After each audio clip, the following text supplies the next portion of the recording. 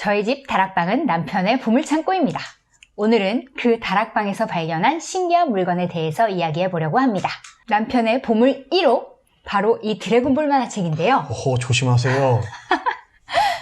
요 500원짜리 조그만 해적판 만화책으로 수십억을 벌었다면 여러분은 믿으시겠습니까? 오늘은 그 내용에 대해 조금 자세히 이야기해 보려고 합니다. 네, 제가 세상에서 가장 좋아하는 만화책이 바로 드래곤볼입니다. 저는 미니언즈입니다. 네, 찾아라 드래곤볼. 네, 이 노래 아시는 분들 계시면은 아마 나이가 이제 청소년은 아닐 거예요. 30대? 우리가 만화책을 봤었던 그런 것들이 아마 이 작은 만화책이 가장 많았을 거예요. 나는 처음 봤는데? 아, 그래요? 잘 사셨나봐요. 그리고 이 정품 만화책, 이 토리야마 아키라가 인증을 한 이 정품 만화책이 있는데요. 저는 이 흑백판과 컬러판을 정품으로 갖고 있습니다. 오해하시지 않았으면 좋겠는 게 제가 해적판을 옹호하는 건 아니에요. 엄연히 불법이었지만 당시에는 그런 저작권 개념은 없었습니다. 생긴 지 얼마 안 된 개념인가 봐요? 그 전에는 저작권보다는 이 만화책이라는 것 자체가 청소년, 그러니까 불량 청소년의 아이콘. 아, 싸우는 거니까? 네네네. 그래서 이제 정부에서도 근절을 위해서 많은 단속을 했습니다. 아, 폭력 만화책? 그렇죠. 그래서 저도 이제 문방구에서 이걸 사다 걸리면 선생님한테 엄청 혼나는 그런 시대였었습니다. 근데 이 500원짜리 만화책이 이 정품 만화책을 뛰어넘어서 엄청난 매출을 올렸었습니다. 판매량이 그러면 이게 싸고 가볍게 살 수 있기 때문에 훨씬 많았다는 건가요? 완벽하게 집계는 되지 않았지만 풍문에 의하면 서점가에선 그런 이야기가 자자했어요. 그러면 수십억을 벌 수 있었던 이유는 도대체 뭘까? 먼저 IQ 점프에서 판권을 들여왔을 당시에 일본은 이미 이야기가 많이 진행되어 있었습니다. 스토리가? 네. 그래서 이 스토리 자체가 IQ 점프에서는 그 애기 손오공, 이 애기 손오공의 이야기가 시작됐었고, 이 해적판 만화는 성인 손오공부터 이야기가 시작됐어요. 자, 그렇다면은 사람들이 어떤 걸 더 선호했을까요? 성인 손오공. 그렇죠. 왜냐하면은 처음 이 손오공이 나왔을 당시에는 내용 자체가 너무 건전했어요. 그렇죠. 진짜 재미는 천하제일 무술대회부터 아니겠습니까? 천하제일 무술대회가 나왔을 때부터 인기가 본격적이었었는데 IQ 점프에서 연재할 당시 이 드래곤볼의 내용은 닥터 슬럼프와 너무 비슷했습니다. 그림 스타일도 약간 되게 비슷했던 것 같은데? 네, 그 당시에 그림 스타일도 되게 비슷했죠. 이 해적판 드래곤볼은 어떻게 보급이 됐냐면요. 처음부터 서점가에 깔리지 않았습니다. 문방구에서 팔았나요? 네, 이 불법 만화책은 문방구에서 팔았었어요. 그러다가 불법 만화책이 전국 서점을 점령하기 시작합니다. 아, 진짜요? 네, 지금 같아서는 믿기지가 않죠. 근데 그 당시에는 서점에 가서 이거를 구입하려고 했던 어린이들이 매일매일 엄청나게 방문했습니다. 이런 얘기가 있었죠. 당시에 강북의 아파트가 돈 1,000만 원, 2,000만 원 하던 시절이었는데 이거 한 권 찍어낼 때마다 1억씩. 5채씩. 네, 1억씩 벌었다는 자자한 이야기가 있었어요. 그래서 생각을 해봤죠. 어렸을 때는 믿기지 않았습니다. 근데 성인이 돼가지고 제가 계산을 해보니까요.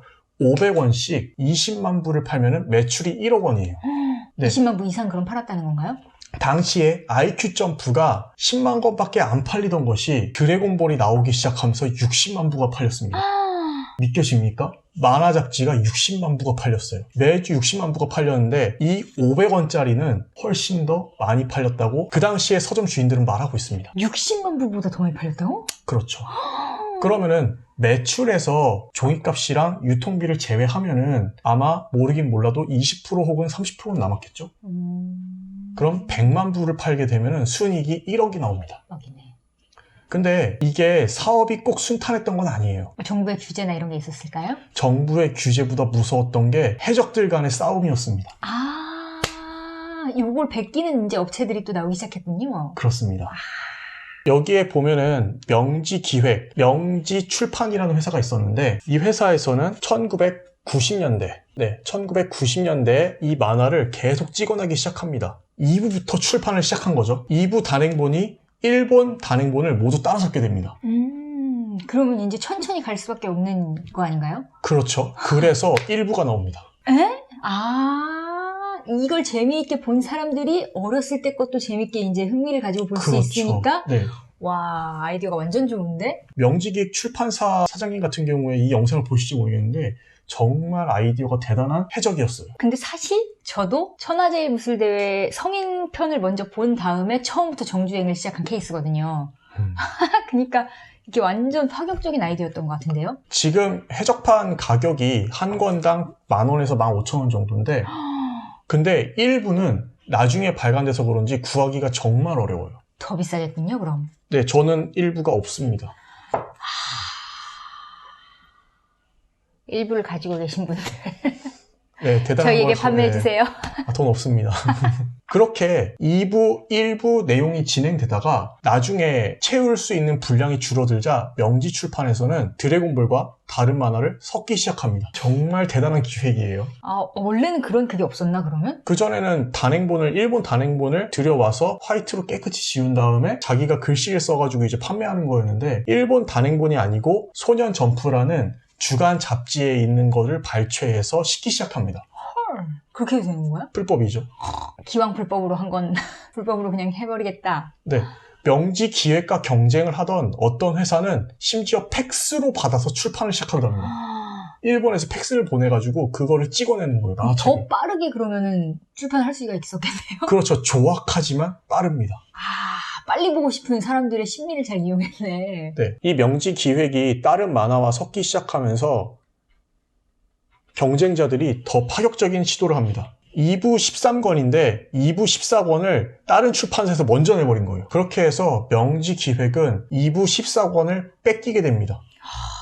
자, 그러면 이제 명지 기획 사장은 어떤 생각을 하게 될까요? 2부 14권을 뒤늦게 낼 것인가? 안 내고 15권을 내야 되는 거 아니야? 그런데 이미 2부 14권에서 내용을 다 내버렸어요. 그럼 15권이 나올 때까지 기다려야 되는데 명지 기획 사장은 그렇게 하지 않습니다. 아, 너무 궁금해요. 그럼 어떻게 하죠? 이 해적의 전략이 대단한데요. 자기가 가지고 있던 다른 해적판 만화에다가 드래곤볼을 싣기 시작합니다. 공자광, 북두이권 그 만화에다가 드래곤볼을 넣기 시작하니까 북두이권과 공자광 판매량도 함께 올라가기 시작했어요. 완전 브레인인데. 네, 정말 브레인입니다. 역시 근데 아이디어가 돈을 불러다 주는구나. 네, 해적조차도 아이디어가 중요한 것 같아요. 와.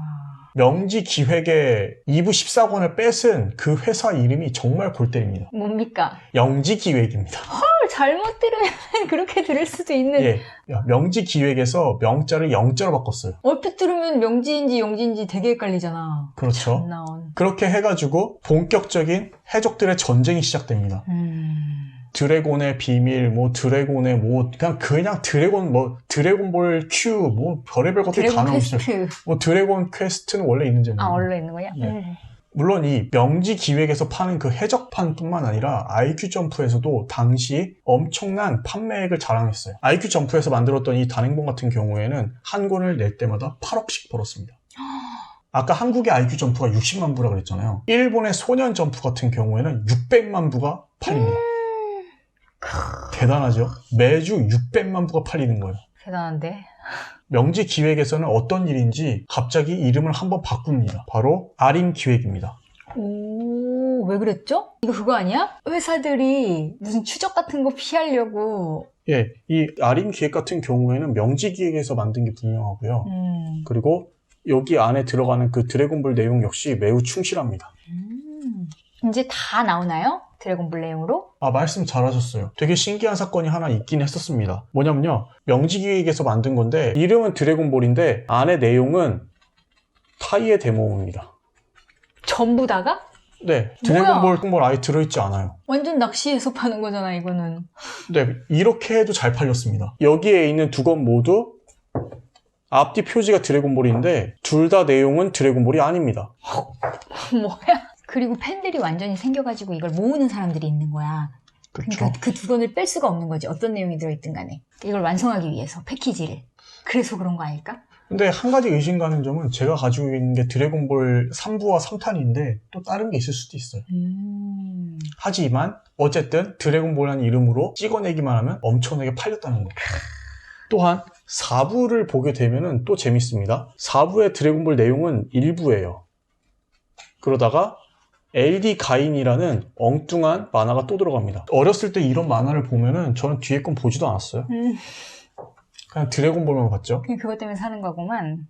4부부터는 계속해서 매주 발행을 했습니다. 근데 이 해적판 장사도 오래 가진 못했어요. 끝은 어떻게 됐을까요? 4부 8권을 끝으로 드래곤볼은 딱 6장 나온 채 엉뚱한 만화만 나오고 역사 속으로 사라졌습니다. 만약에 IQ 점프만큼 팔았다고 가정을 하게 되면은 얼추 환산해서 약 20억, 순이익 20억에 지금 가치로 환산했을 경우에는 100억에서 200억 정도. 대박 아이템이네. 만약에 그렇게 돈 벌어가지고 허투루 쓰지 않았다면 지금 어마어마하겠죠. 지금 이런 사업을 어떻게 잘 아이디어를 내가지고 하나 물어야 되는데.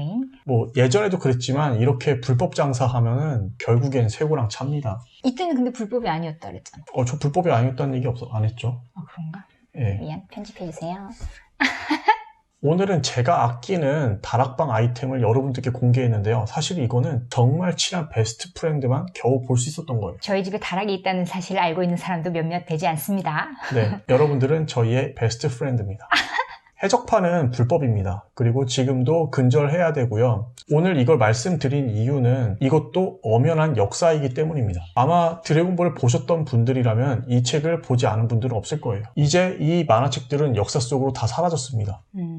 심지어 온라인에 나오는 매물들조차도 1년에 몇 개 되지 않아요. 엄청 비싸게 또 거래가 되겠네요, 그럼. 수십억을 벌었다는 사실보다는 우리가 이렇게 간직하고 있는 추억의 가치가 더 크다고 생각합니다. 여러분들께 제 추억을 나누게 되어서 정말 기쁩니다.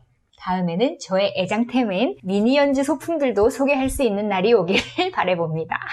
빠빠빠빠빠나나 빠빠빠빠빠나나 빠빠빠빠빠나나 감사합니다.